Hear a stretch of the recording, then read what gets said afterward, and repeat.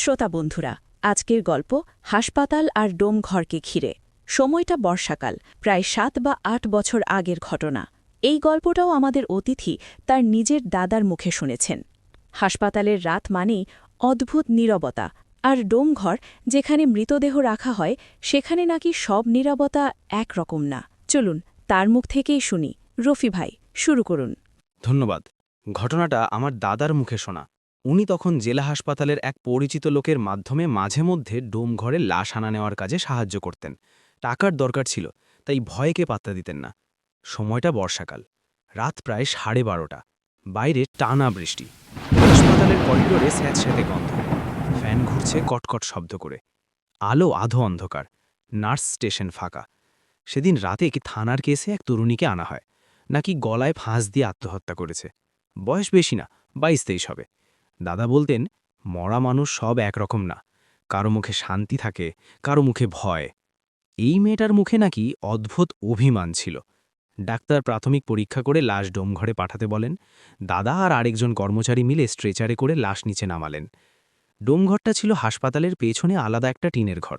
ভেতরে ফ্রিজ নেই, শুধু লোহার টেবিল আর একটা হলুদ বাল্ব। বাল্বটা মাঝে মাঝে দপদপ করে জ্বলে ওঠে। লাশ টেবিলে তুলে কাপড় দিয়ে ঢেকে দেওয়া হলো। দাদার সঙ্গের লোকটা বলল, ভাই, আমি একটু চা খাইয়ে আসি। দাদা বললেন, এই সময় একা যাইবা? লোকটা হাসল, ডোমঘরে ভয় পাস নাকি? সে চলে গেল। দাদা একা। বাইরে বৃষ্টির শব্দ, টিনের চালায় কুণ্ডুকুণ্ডু ধপ ধপ করে পড়ছে। হঠাৎ ভেতরের বাল্বটা দপ করে নিভে গেল, আবার জ্বলে উঠল। দাদা তাকিয়ে দেখলেন, লাশের চাদরটা কেমন যেন নড়েছে। তিনি নিজেকে বোঝালেন, হাওয়া লাগছে। কিন্তু ডোমঘরে কোনো জানালা ছিল না। তিনি এগিয়ে গিয়ে চাদর ঠিক করতে হাত দিলেন। তখনই টের পেলেন, লাশের হাতটা ঠান্ডা না, অদ্ভুতভাবে কুসুম গরম। তার বুক ধক করে উঠল। ঠিক তখনই খাচ খাচ শব্দ। লোহার টেবিলের নিচ থেকে যেন কেউ নখ দিয়ে আঁচড় কাটছে। দাদা নিচে তাকালেন, কিছু নেই। হঠাৎ পেছন থেকে ফিসফিস, আমারে কেন ঢাকছ? দাদা জমে গেলেন। কণ্ঠটা খুব ধীর কিন্তু পরিষ্কার। তিনি ধীরে ধীরে পেছনে তাকালেন, কেউ নেই। আবার সেই কণ্ঠ, আমার গলায় দাগ আছে। দাদার চোখ নিজে থেকেই লাশের গলার দিকে চলে গেল। চাদর একটু সরে গেছে, গলায় ফাঁসের দাগ স্পষ্ট। কিন্তু অদ্ভুত ব্যাপার, দাগটা যেন নড়ছে, যেন ভেতর থেকে কিছু উঠানামা করছে। দাদা পেছাতে লাগলেন। হঠাৎ লোহার টেবিলটা কাঁপতে শুরু করল। চাদর নিজে থেকেই সরে গেল। মেয়েটার চোখ খোলা, কিন্তু চোখের মনি নেই, পুরো সাদা। সে ঠোঁট নাড়িয়ে বলল, আমি ফাঁস দেই নাই। দাদা বলতেন, ওই কথাটা তার কানে এখনও বাজে। মেয়েটা ধীরে ধীরে উঠে বসল। গলার দাগটা গাঢ় হতে লাগল, যেন দড়ি এখনও শক্ত করে বাঁধা। ওরা ধরছে, সে ফিসফিস করল। দাদা দরজার দিকে দৌড় দিলেন, কিন্তু দরজা বন্ধ। ভেতর থেকে আটকানো না, তবুও খুলছে না। পেছনে টেবিল থেকে নামার শব্দ, ঠক ঠক ঠক, নগ্ন পায়ের শব্দ। তুমি দেখছ, তাই না?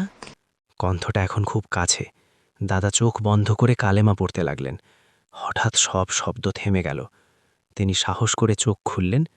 সব আগের মতো, লাশ টেবিলে শুয়ে আছে, চাদর ঢাকা, বাল্ব স্থির জ্বলছে। দরজায় ঠকঠক শব্দ। সেই কর্মচারী ফিরে এসেছে। ভাই, দরজা বন্ধ কেন? দাদা দরজা খুলে বাইরে এলেন। শরীর কাঁপছে। সকালে পুলিশ আবার আসে রিপোর্ট নিতে।